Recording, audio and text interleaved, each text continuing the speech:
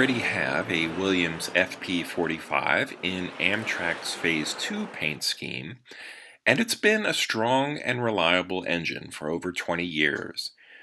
What I've been looking for, though, is the same locomotive but with Amtrak's first generation graphics.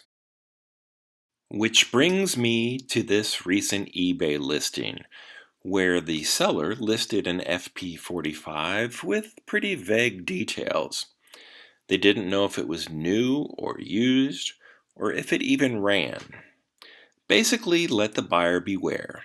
And the photos, well, they weren't much help either. Morning sunlight casting shadows and shapes through Venetian blinds may be creative and artsy, but I'd rather see artificial lighting giving you sharp details of the item for sale. I'd rather see that any day over this. One thing I did like about the eBay ad was the Make Offer button. So I made an offer of $25, which they accepted. $16.35 for shipping seemed an odd amount, but total after taxes would still be less than $44. It was a bit of a gamble, and when the box arrived, I was a little nervous. The seller took several days to even generate a tracking number, so I didn't even know if they would go through with the sale.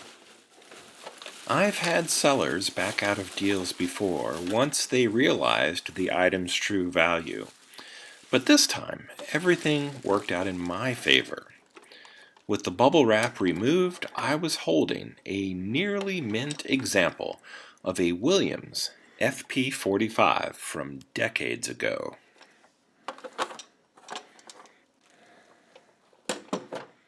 From the ad's photos, I could tell that it was missing the roof horn and the grab rails from each end. But otherwise, I think this thing may be brand new.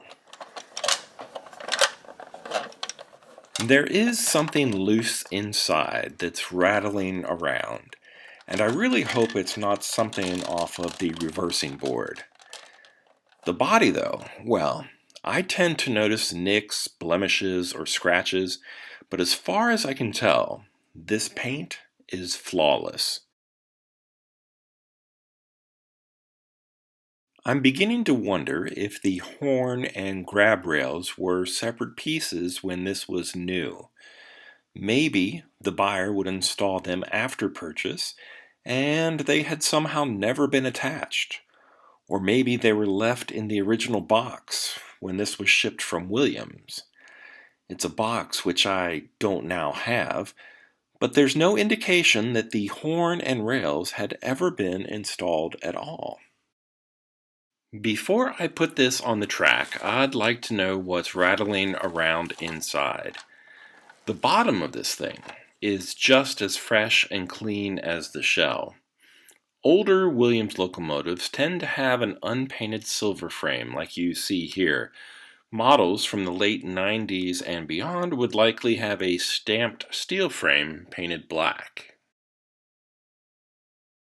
The pickup rollers and the driving wheels, including the traction tires, seem brand new, like they've never even been on the track before. Both truck assemblies show zero signs of wear. Even the gears have their original finish, and I don't think they've ever even been lubricated, let alone run.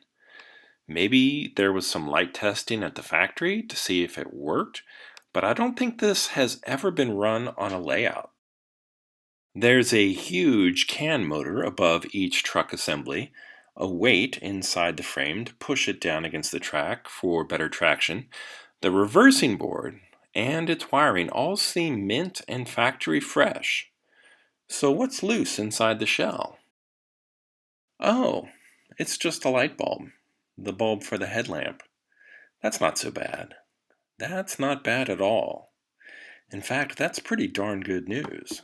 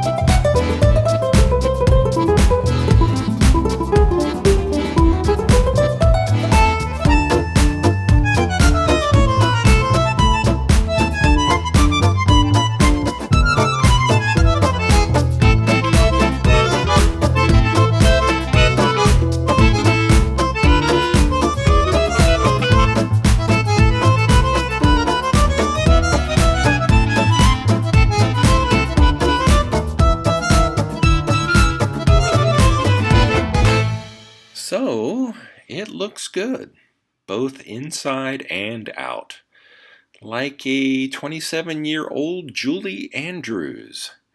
But does it run? I tested it on a section of track that's only about 4 feet long, but it works. It's a little noisy, but I think it should quiet down with some lube, oil, on the gears and moving parts, that is. I think it's going to be a fine addition to the fleet here at Bob's Workshop.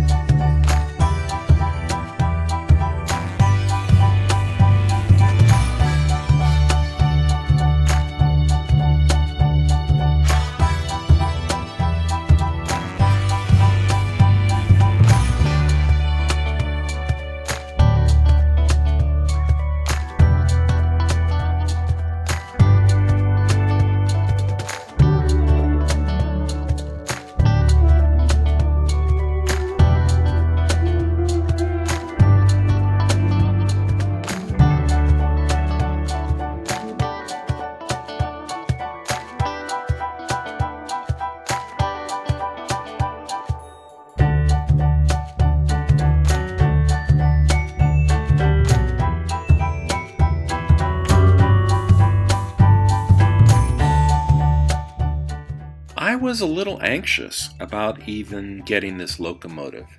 There were quite a few unknowns. And now that I have it, I'm nervous about dropping it or nicking it up somehow because it's so perfect. I know I have an extra roof horn around here somewhere, and I think I can make the grab rails out of styrene plastic, or maybe even solder up a set using small brass rods that I've seen at the hobby shop. But that will be for another video. If you enjoyed this video, please like and subscribe. Thanks for watching, and until next time, this has been Bob's Workshop. Take care.